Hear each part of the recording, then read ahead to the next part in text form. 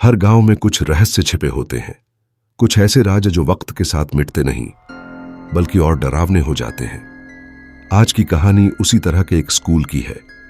एक ऐसा स्कूल जहां बच्चों ने पढ़ना छोड़ा और भूतों ने आना शुरू किया। यह कहानी है उत्तर प्रदेश के एक पुराने गांव भैरवपुर की, जहां एक स्कूल था, सरस्वती विद्या निकेतन। गांव वालों के लिए यह स्कूल गर्व की बात था, लेकिन एक दिन ऐसा आया जब स्कूल में ताले तो लगे, मगर रात में वहां कुछ और ही शुरू हो गया। साल था 2005। स्कूल की क्लास 8 में एक लड़की पढ़ती थी, रचना त्रिवेदी। शांत स्वभाव, पढ़ाई में अव्वल, लेकिन बहुत ही अकेली।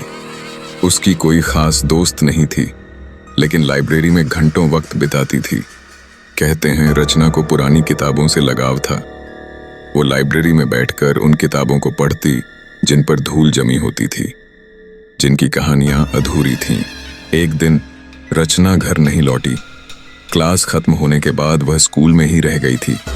जब घर वालों ने स्कूल आकर पूछा तो किसी को कुछ पता नहीं था। पुलिस आई, गांव में ढूंढा गया, लेकिन कोई सुराग नहीं मिला।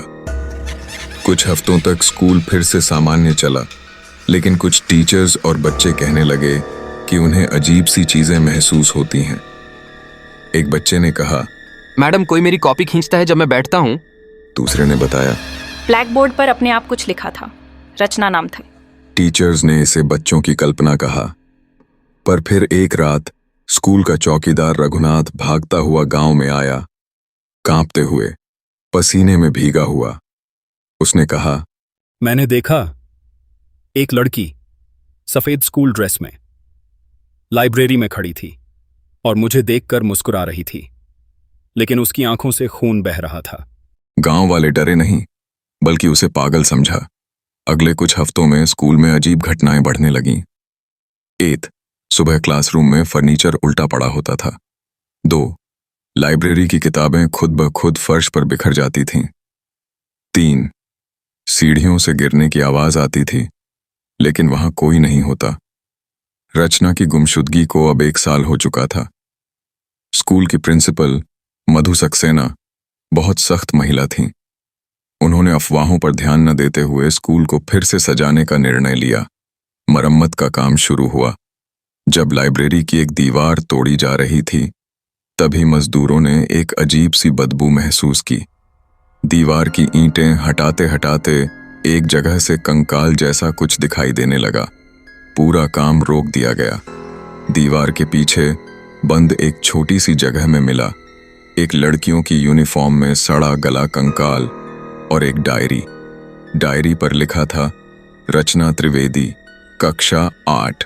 डायरी के आखिरी पन्नों में लिखा था, सर ने मुझे यहां बंद कर दिया। मेरी चीख कोई नहीं सुन रहा।